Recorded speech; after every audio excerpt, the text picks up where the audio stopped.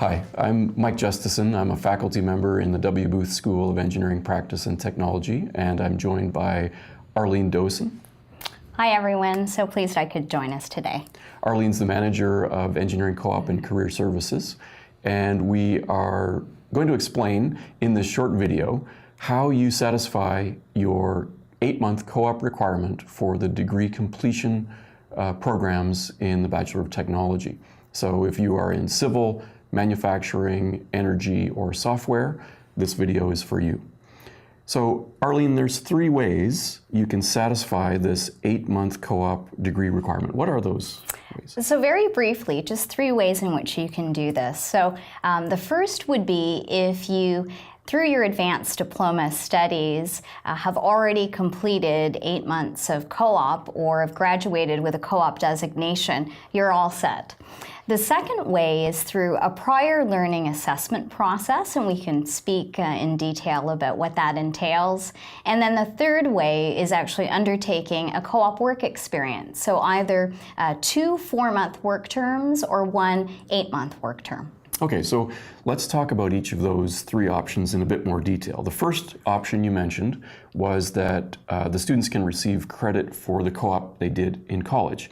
How does that work? Yeah, so essentially when you would have put in your application for admission to the Bachelor of Technology degree completion program, we would have taken a look at your transcripts. And if we were able to then verify that you graduated with a minimum of 8 months work experience through your advanced diploma studies, we would have then put it on your record, and we're off to the races. So there's nothing the student has to do to sort of satisfy that? It's Absolutely. Automatic? Exactly. Okay, so what about that second way of satisfying the degree requirement, that prior learning assessment? That's right. So as I mentioned, there is an application process that you need to undertake. Essentially what our office does is we review either your current or past work experience, and we verify in terms of the depth and rigor of the work that you've done, and that's usually through job description and an assessment through your current or past employer. There is an application process whereby we then review the documents. There is a fee associated with it, Mike. So for every 4-month work term for which we will need to assess, we will be charging a $100 fee for each of the 4-month work terms. Assuming everything's set after reviewing the documentation and we've assessed that, then we'll let your academic advisor know, and she can then code that on your student advisement report as completed. Okay, great. And I know one thing I learned about the prior learning assessment is the acronym PLA. So people like to use the acronym PLA. If you hear that, now you know what it means. Absolutely, lots of acronyms. Lots of acronyms. What about the third way, actually completing co-op work terms? Yes. How does that work? Well, it's interesting because certainly within the BTech program, one of the attractive aspects is that co-op is required to graduate in the program. And ECCS, or Engineering Co-op and Career Services, we facilitate that process whereby you're able to get the work experience you need. So again, either through 2 4-month work terms or 1 8-month co-op work term, we'll support you in the process of applying. So that could be ensuring that you have top-notch materials in terms of a great resume, a terrific cover letter. We'll support you accessing the job postings where our co-op employers will then be able to notify you of perhaps interviews that are coming up. And assuming there is a match, we'll facilitate the process of you going out for the work term experience, and we'll even check in with you during the process.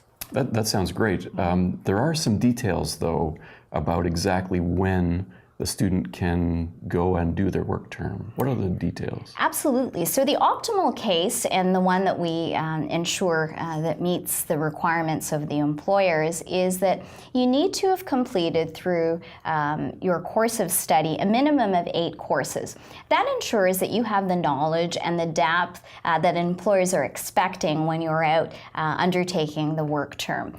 The second aspect that we need to cover is that we need for in order for it to count for co-op, you need to have at least 3 courses from which you take the co-op, so prior to the co-op work experience, and then essentially 3 courses that you return to after your co-op work experience. Okay, so in the term before I leave for co-op, I need 3 courses. Then I do my co-op, then I return, and I also have to be enrolled in 3 courses. Absolutely.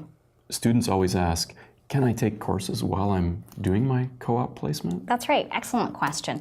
Certainly, the focus is when you're on a work term, you want to be immersed.